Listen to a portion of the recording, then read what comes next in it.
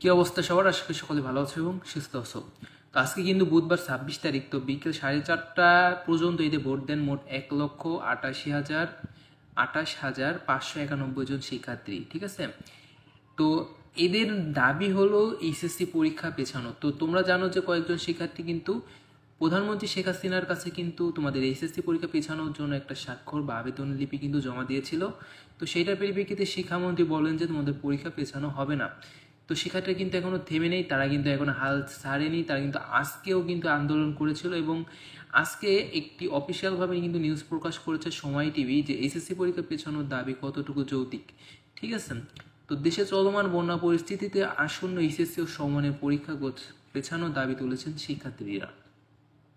তো শিক্ষণ পদ্ধতিতে পড়াশোনার ঘাটতি ও ভর্তি পরীক্ষাতে সময় কম পাবে এমন অভিযোগ তুলে সবার জন্য লেভেল প্লেয়িং ফিল্ড অর্থাৎ সব সেই বোর্ডের শিক্ষার্থীদের সমান সুযোগ নিশ্চিতের দাবিতে পরীক্ষা পেছাতে প্রধানমন্ত্রী বরাবর স্বাক্ষরলিপি দিয়েছেন শিক্ষার্থীরা।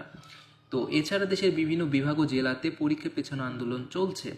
ওকে, এটা কিন্তু আপডেট নিউজ, এটা কিন্তু আর মাত্র 20 মিনিট না 22 মিনিট আগে কিন্তু এটা আপলোড করা হয় সময় টিভি নিউজে। ওকে, আচ্ছা, এখানে লক্ষ্য করো, এর পরিপ্রেক্ষিতে দেশের অন্যতম জনপ্রিয় টেলিভিশন সময় চ্যানেল অর্থাৎ সময় চ্যানেলে টেলিভিশনের অনলাইন ভার্সন সময় নিউজে পরীক্ষা পেছাতে শিক্ষার্থীদের দাবি বিষয়ে উন্মুক্ত মতামত জরিপ চালানো হয়। এতে কিন্তু 99% ভোটার, ঠিক আছে, শিক্ষার্থীদের দাবির সঙ্গে একমত পোষণ করে।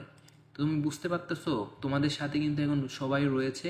আশা করা যাচ্ছে যে তোমাদের পরীক্ষাটা পিছানো হতে পারে। তো বুধবার বিকেল 4:30 পর্যন্ত এতে ভোট দেন মোট 1,02,800 অর্থাৎ 28,591 জন। অনেক শিক্ষার্থী কিন্তু এর মধ্যে শিক্ষার্থীদের দাবির সঙ্গে একমত হয়েছেন 1,27,608 জন ভোটার। ঠিক আছে, এখানে কিন্তু তোমাদের আবেদন ওই ভোট দিয়েছে কিন্তু 1,28,000, এর ভিতরে কিন্তু 1,27,000ই কিন্তু তোমাদের দাবির পক্ষে রয়েছে। তো তবে পরীক্ষা পেছানো আলোচনা শুরু হয় সিলেটের বন্যার থেকে, অর্থাৎ বন্যার কারণে শিক্ষা বোর্ডের 1,00,000 এসএসসি ও সমমানের শিক্ষার্থী পড়েছেন বিপদে। তো আগামী 30 জুন থেকে হবে এইচএসসি ও সমমানের পরীক্ষা। তবে বন্যার কারণে তারিখ পরিবর্তন হয়েছে সিলেটে, সেখানে 9 জুলাই থেকে পরীক্ষা অনুষ্ঠিত হওয়ার কথা রয়েছে। এই পরিস্থিতিতে পরীক্ষা আরও পিছিয়ে দেওয়ার দাবি জানিয়েছেন বন্যা কবলিত এলাকার শিক্ষার্থীরা। তো সিলেট বাদে কিন্তু আরও বিভিন্ন দেশে কিন্তু আমাদের বন্যা হচ্ছে, যেমন দেখো বর্তমানে 13 লাখের বেশি এইসব শিক্ষার্থীদের আলোচনায় জোর দিয়েছেন। তারা বলেছেন করোনাকালীন শিক্ষণ ঘাটতি থাকায় তারা ভালোভাবে প্রস্তুতি নিতে পারেনি, তাই পরীক্ষা পেছানোর দাবি তাদের। এদিকে প্রধানমন্ত্রীকে দেওয়া স্বাক্ষরলিপিতে পরীক্ষা পেছানোর দাবি হিসেবে উল্লেখ করা হয় যে ভারী বৃষ্টিপাত ও পাহাড়ি ঢলে সিলেট, সুনামগঞ্জ, মৌলভীবাজার বিন্যস্ত এলাকা প্লাবিত হয়ে পানিবন্দী হয়ে পড়েছে 15 লাখের বেশি মানুষ। এছাড়া দেশে বেশ কয়েকদিনের ভারী বর্ষণে চট্টগ্রাম অঞ্চলের বিভিন্ন নদীর পানি বেড়ে পানিতে তলিয়েছে টেকনাফ। যদিও পানি কেবল বন্যা নামতে শুরু করেছে, তবুও বন্যার পরিস্থিতি উন্নতি দেখা যাচ্ছে না এই অঞ্চলে। পাশাপাশি ময়মনসিংহ বিভাগের বন্যা পরিস্থিতিও চরম অবনতি হয়েছে। বন্যা মোকাবিলা হয়েছে বিভাগের নেত্রকোনা জেলার শত শত গ্রাম। তো এই অবস্থায় শিক্ষার্থীরা গত বছর অভিজ্ঞতা তুলে ধরে বলেন, ছাত্রছাত্রীদের এইচএসসি শেষ করেই ভর্তি যুদ্ধে নামতে হয়। সারা জীবনের স্বপ্ন অল্প কিছুদিনের প্রস্তুতির উপর নির্ভর করে। গত বছর চট্টগ্রাম বোর্ডের পরীক্ষা 10 দিন পেছানো হয়েছিল, কিন্তু মেডিকেল ও বিশ্ববিদ্যালয়গুলো ভর্তি পেছানো হয়নি। সব বোর্ডের সঙ্গেই কিন্তু চট্টগ্রাম বোর্ডে পিছিয়ে পড়া ছাত্রছাত্রীরা ভর্তি পরীক্ষা দেয়। এই কথাগুলো কিন্তু একদম 100% সঠিক, যে মাত্র অল্প কয়েকদিনের জন্য কি তোমাদের কিন্তু ভবিষ্যৎ নির্ভর করতেছে। এর উপরে কিন্তু তোমাদের অ্যাডমিশন রয়েছে, ভর্তি পরীক্ষা, সকল বিষয় কিন্তু মাথায় রেখে কিন্তু শিক্ষার্থীরা কিন্তু আন্দোলন করতেছে, কিন্তু শিক্ষা বোর্ড সেটা বুঝতেছে না। তো এই অবস্থায় স্বাভাবিকভাবে শিক্ষার্থীরা মানসিকভাবে পিছিয়ে পড়ে।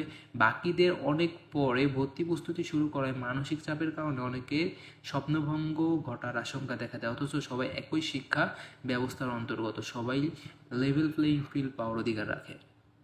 তো এটা কিন্তু সময় নিয়ে টিভি এই অফিসিয়ালভাবে কিন্তু একটা আপডেট কিন্তু তারা দেয়, সকলেই কিন্তু এইচএসসি পরীক্ষা পেছানোর পক্ষে। ওকে, তাই বন্যা পরিস্থিতির বিষয়টি আমলে নিয়ে পরীক্ষা পেছানো বিষয়ে প্রধানমন্ত্রীর হস্তক্ষেপ কামনা করেন শিক্ষার্থীরা।